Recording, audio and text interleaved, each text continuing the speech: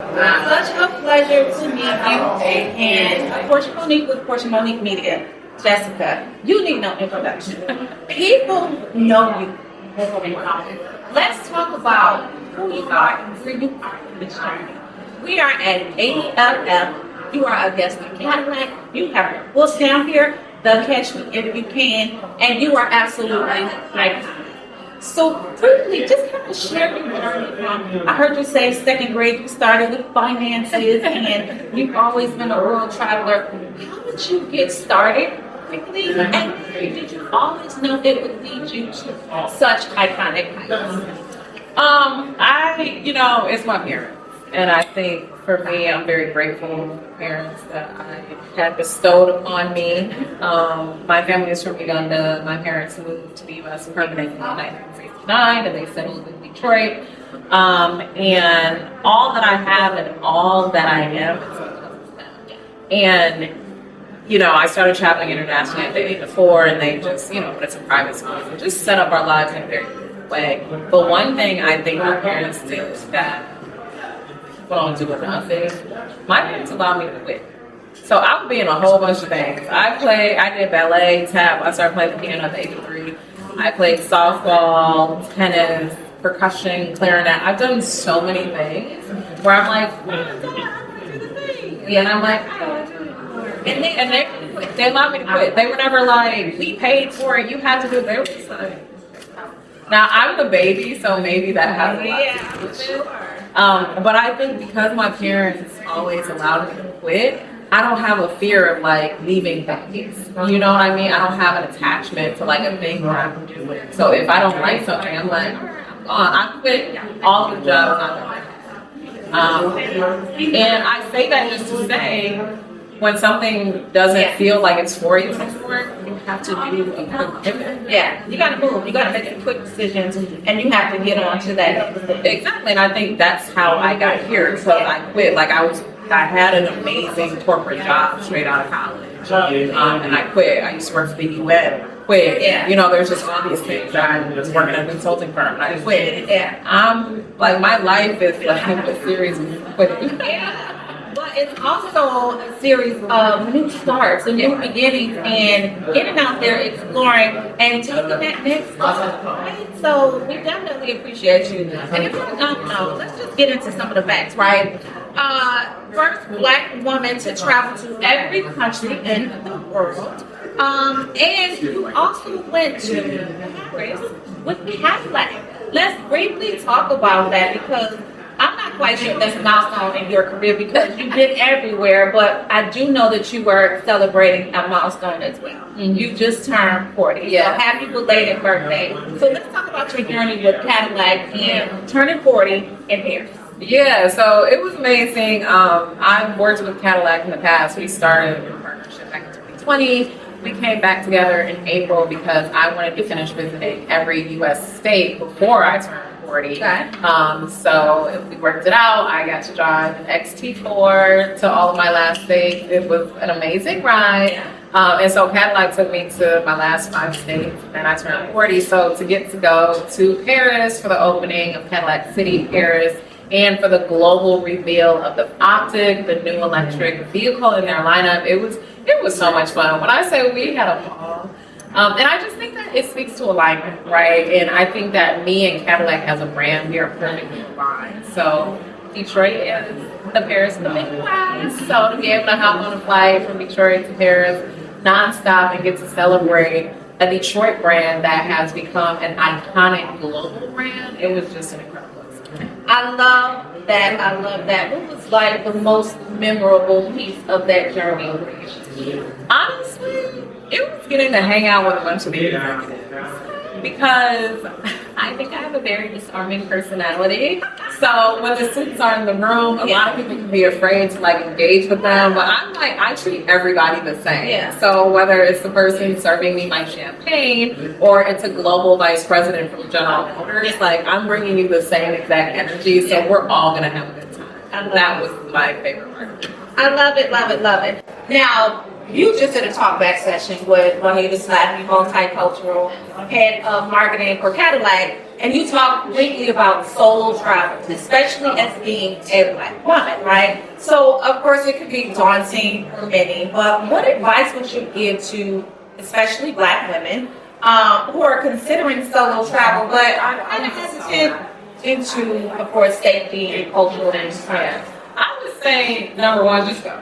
Like, just go, get past fear. But then I would like question yourself, like, what are you afraid of? Yeah.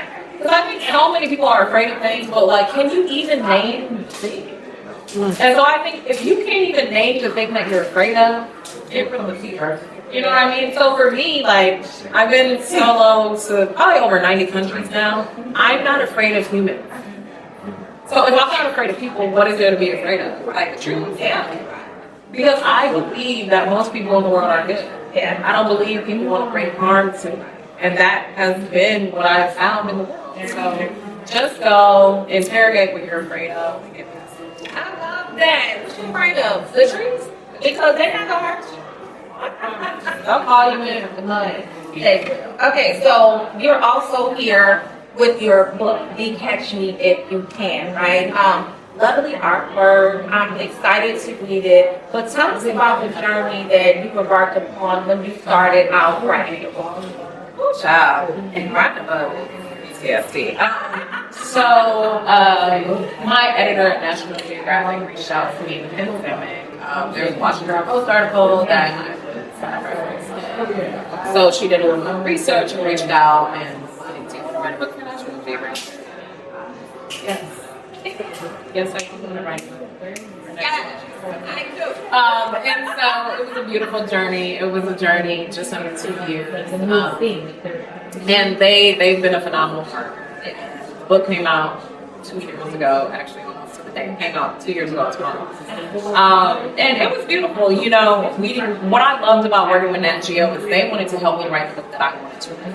They didn't come to me with an agenda. They came to me like, we love you. What do you want to do? And so we did it. So it's 100 stories from 100 countries. I'm a photographer as well, so it features over 100 of my images. There's images of me.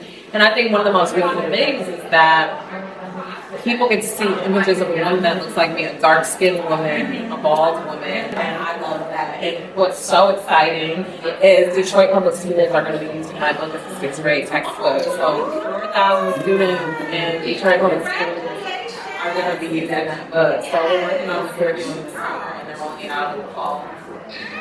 I'm so happy for the sixth graders that will be able to experience who you are, and also perhaps open up their eyes to cultural travel, world travel, global travel. And just learning about places that they've never heard of, you know?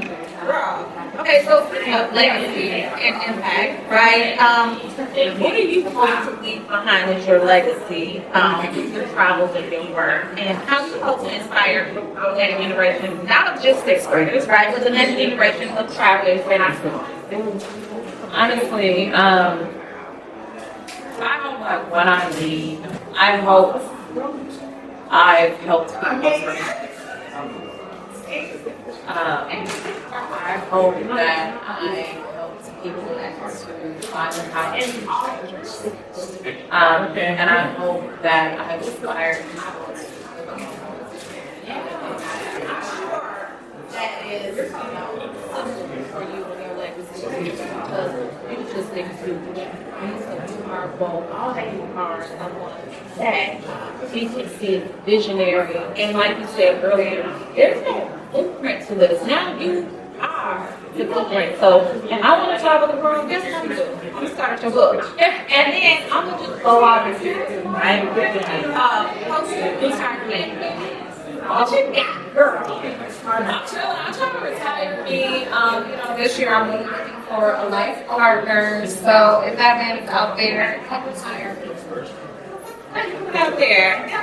I mean, honestly, like the most important thing to me is my friends and family. So I hope for the next years.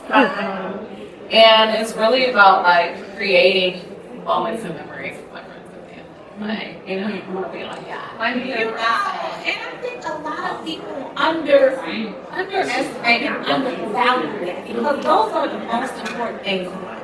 making those memories, spending time with family, experiencing everything with your loved ones.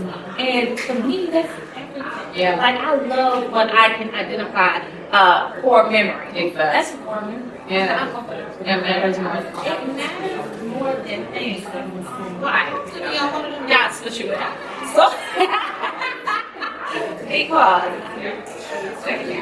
but it's certainly been a pleasure speaking with you. How do we follow the Miss Academy? Yeah, so I started this TikTok. It's called The Catch Me If You Can. And then you can follow me on Instagram, Jessica Nabongo. Thank you, friend. Thank you.